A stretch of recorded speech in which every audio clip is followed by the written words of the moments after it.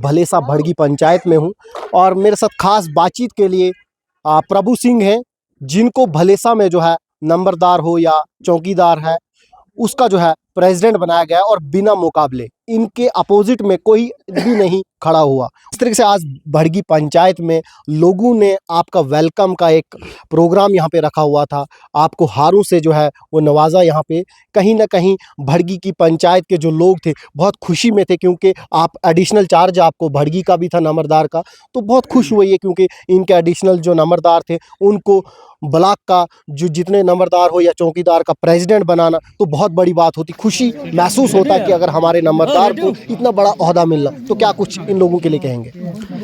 देखो, मैं भड़गी के लोगों का जितना भी कम ये ज़्यादा शुक्रिया अदा करूँ वो कम रहेगा, क्योंकि यहाँ मुझे ये नहीं लगा कि मैं दूसरी पंचायत का हूँ। मुझे यहाँ से इतना प्यार दिया लोगों ने, इतनी हमदर्दी दी, इतना मेरा मतलब सपोर्ट किया कि मैं ये बता ही नहीं सकता हूँ।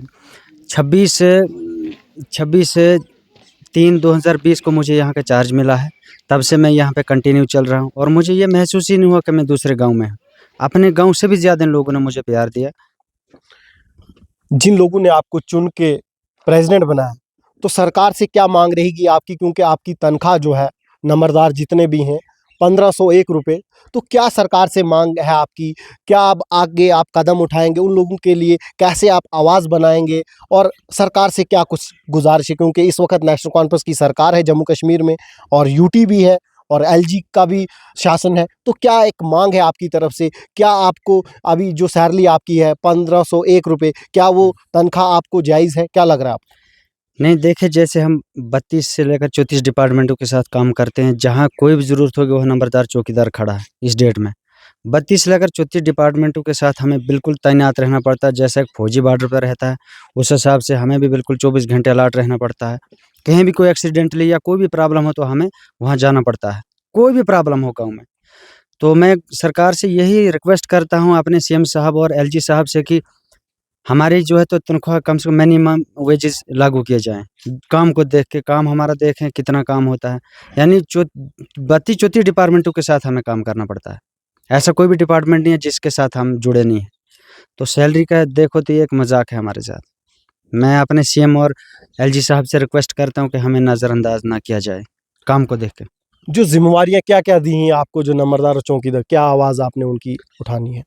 देखिए सर, ये अपनी यूनियन की तरफ से जहाँ तक जाना पड़ेगा तो हम जाएँगे। जैसे हमारा फ़र्स्ट ऑफ ऑल तनख्वाह का मसला है। मिनिमम वेजेस चाहते हैं हम कम से कम। तो उसके लिए तो हमें जहाँ भी जाना पड़े सरकार के पास हम ज़रूर जाएँगे। अपने सीएम से रिक्वेस्ट करेंगे, अपने एलजी साहब से रिक्वेस्ट करेंगे कि हमारी तनख्वाह को बढ़ाया जाए।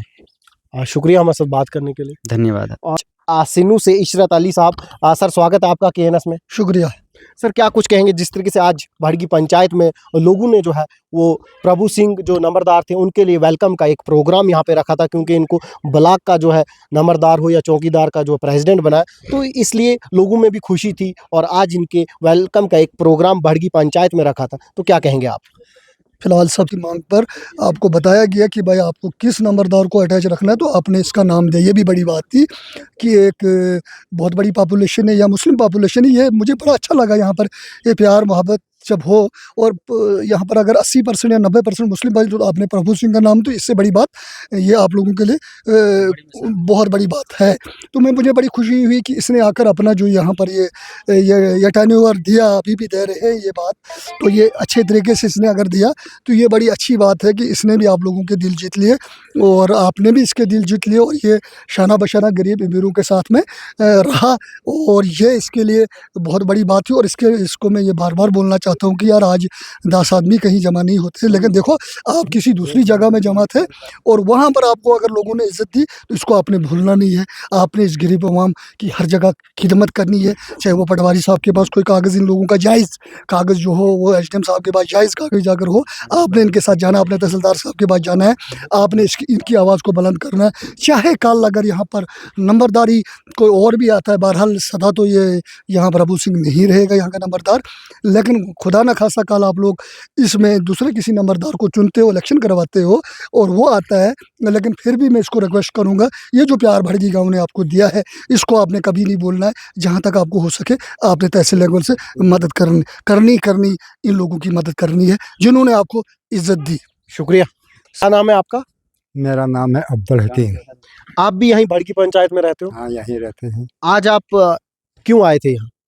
हम इसलिए आए थे कि हमारे जो ये नंबरदार जो हैं इनको कुछ ओहदा मिल चुका है। इसके बारे में हमें बहुत सी खुशी है और हम ये नहीं मतलब चाहते हैं कि आज ऐसा भी मसला है, कागज़ के फूलों से खुशबू नहीं आती है। कागज़ के फूलों से खुशबू नहीं आती है। वो जो कागज़ के फूल फैलाए जा रहे हैं उनसे बो नहीं आएगी। आखिर वही होगा जो सामने सबकी नज़रों में ठीक होगा और उसी का अंदाज चलेगा और उसी की बात चलेगी। चलो, शुक्रिया हमारे साथ बात करने के लिए। शुक्रिया आपका। ये हमारे साथ बात कर रहे थे भड़की पंचायत के कुछ लोग और यहाँ के जो प्रभु सिंह एडिशनल चार्ज है, इनको नंबरदार थे यहाँ पे, इनसे भी बात की हमने। और उसके बाद एक्स सरपंच जो सिन्नू पंचायत के थे उनसे भी हमने बात की। तो यहाँ के मकामी लोगों ने एक प्रोग्राम यहाँ पे आज रखा हुआ था इनके वेलकम के लिए। बहुत खुशी इनमें महसूस हुई क्योंकि इनका साफ तौर पर ये कहते, अगर फ़ोन करते हैं तो रात को भी ये पहुँचता बेचारा, अगर दिन को करेंगे बहुत कामकाज में के मामले में बहुत एक्टिव बंदा है। तो इसलिए इन लोगों में खुशी एक जाहिर हुई क्योंकि इनका एडिशनल चार्ज है भड़की का इनको, तो और आज इनने वेलकम रखा क्योंकि इसको नंबरदार और चौकीदार का जो है प्रेसिडेंट बनाया गया। और इसी के साथ आप लोग हमेशा जुड़े रहे और देखते रहिए KNS में आपके साथ सनाउल्लाह जरगर, डोडा भले सा गुंदो।